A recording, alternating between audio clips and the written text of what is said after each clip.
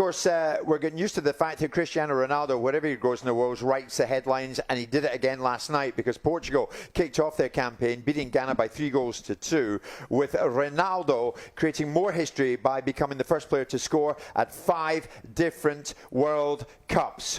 What an incredible achievement it is. I wonder what this fellow thought of it. Former Portugal captain Jose Fonte joins us live on the show out here in Qatar. Jose, good afternoon. What did you make of Portugal? What did you make of Cristiano? Good afternoon, everyone. Most important, the 3 points. That's what I'm going to say. I didn't think it was a great game. First half, very closed.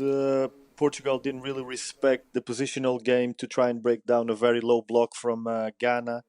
And then in the second half, the game opened up. It was a bit of a strange game, bizarre game. We made mistakes that we don't normally do. We didn't manage the game well, and we were in danger of, at least drawing the game. But in the end, we got the 3 points, and that's, for me, the most important in the opening game, which is always difficult. For sure. Jose, the first player to score at 5 different World Cups. Is Ronaldo the best we've ever seen? For sure, he's one of the best ever. I mean, listen, everyone have their own opinion. I'm always a big fan, you know that, Jim. I've always been a big fan of Cristiano, and I will always be. And, he just keeps breaking record after record, and great credit to him and his professionalism and his ability. How far do you think Portugal can go? Do you think they've got enough to get to the final, win it?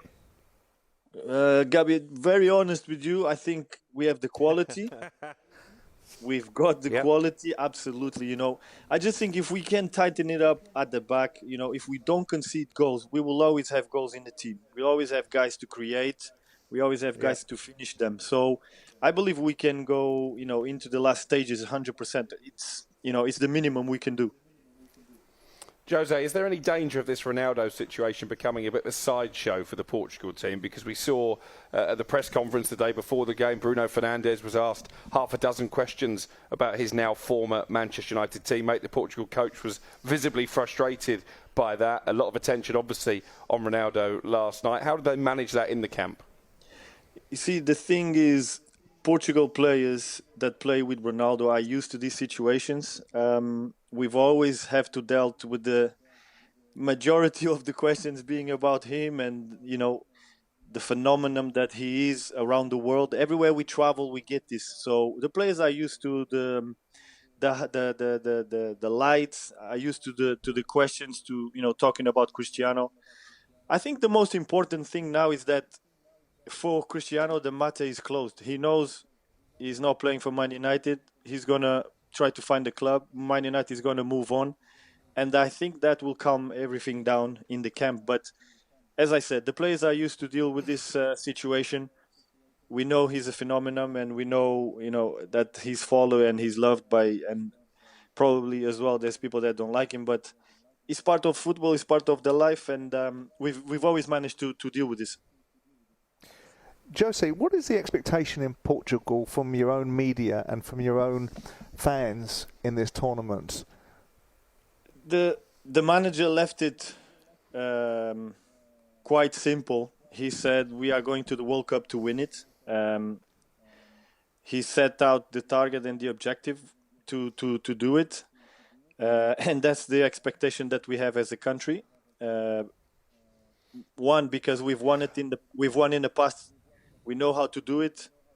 We never won a World Cup, yes, but we won the Euros, we won the Nations League. The players that are in the squad, majority of them were in both of them trophies, so they know how to get it done. The objective is simple: try to go to the final and win it. The reason why I asked this is because one of the things that Ronaldo referred to in his interview with Piers Morgan was this dialogue that the Portuguese media seemed to be after him, and they seemed to be constantly criticising him. And I wondered if that translated into not only Ronaldo, but the Portuguese team and their expectations. Listen, at the end of the day, Ronaldo is going to create controversy. We know that.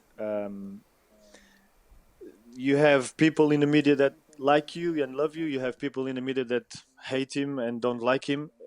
it's part of football. It's part of being one of the best ever to ever do it. He makes mistakes. People make mistakes. You have to take responsibility for that. But the expectation, and I think you have to look at it as a whole. The squad has so much quality and value. I think we can do it. It's going to be tough. Obviously, there's other teams that have a lot of quality, but we have the capability of doing it. And I hope that, as a team, we can get everything together to get there. Jose, can I ask you something? I know you're well enough to ask it. If there are those in the Portuguese media who hate Ronaldo, why would they? Listen, I'm not saying that there is in the Portuguese media people that hate him, but of course you have favorites, you have people that you like, you have people that you don't like. I don't know who. I think, in my view, what he has done for Portugal and what he's achieved, and what he has done for us as a country, has been incredible. Has been unbelievable what he's been able to achieve in his career and what he's done for the country. So I think the Portuguese people, majority, love him, and we appreciate what he's done for us and for the country and what he's been doing. But you always have one or two that don't agree with you, and it's part of life, like I said, and you have to deal with them as well. What's his next move, Jose? Because we know that this offer from Saudi Arabia is on the table. Does he take the money?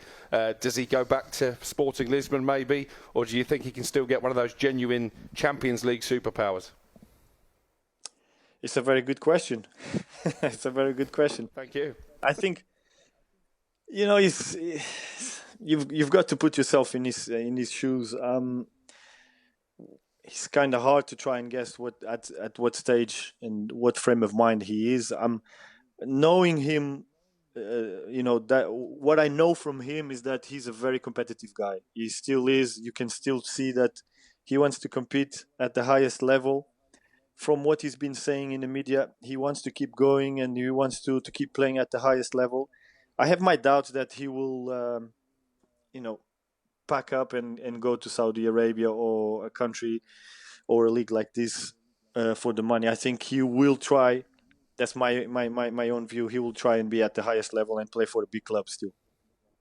Okay, Jose, we know that he'll lead them out, the Portuguese, on Monday night when you're up against Uruguay. Good luck with that, my friend. It's always good to speak to you. Thank you so much, Jose. Nice speaking to you all. Jose Fonte, former Portugal captain and defender, with us live there. What do you think, Simon? Off the back of that, I liked Alex's question to Jose, and he answered it honestly, as he always does. No, I can't see him taking up any offer from Saudi, according to Jose. No, what's your take on it? Is he too good for it? I don't think so, because, yes, of course he's too good for it at this moment in time. You can't have 24 goals in your locker in the Premier League last year, and irrespective of whether you can perform at the level that Manchester United may require, because physically the expectations of you are going to be not where you are at. He will play at an elite level, and it doesn't need to be at Saudi at this stage. I'm sure if you're going to pay someone 350 million, which is an obscene amount of money, then he may well end up at that league maybe when he's 40. But I was more interested in also looking at some of the comments that Didi Hamann has made about the actual overriding performance for Portugal, that Ronaldo's contribution was actually holding them back a little bit, which was an interesting. He's the same player he was, yeah. Well, he's not, is he? Let's be honest, he's not. Even when you see the penalty, that wasn't a penalty for me. It took him a while to get to that, to the ball, and he's not going to be the same player at his age, of course. But when you say he's going to play at an elite level still, Simon, where? Because he has to start. He's made it clear he's not going to be a Ole Gunnar Solskjaer substitute. He wants to start where he's going. Where could he go and start? It depends what we define as elite, doesn't it? anything that isn't Saudi Arabia is probably elite by comparison. So I'm being a little bit facetious there, but I do think I don't think he'll go there either. I think he'll land at a side.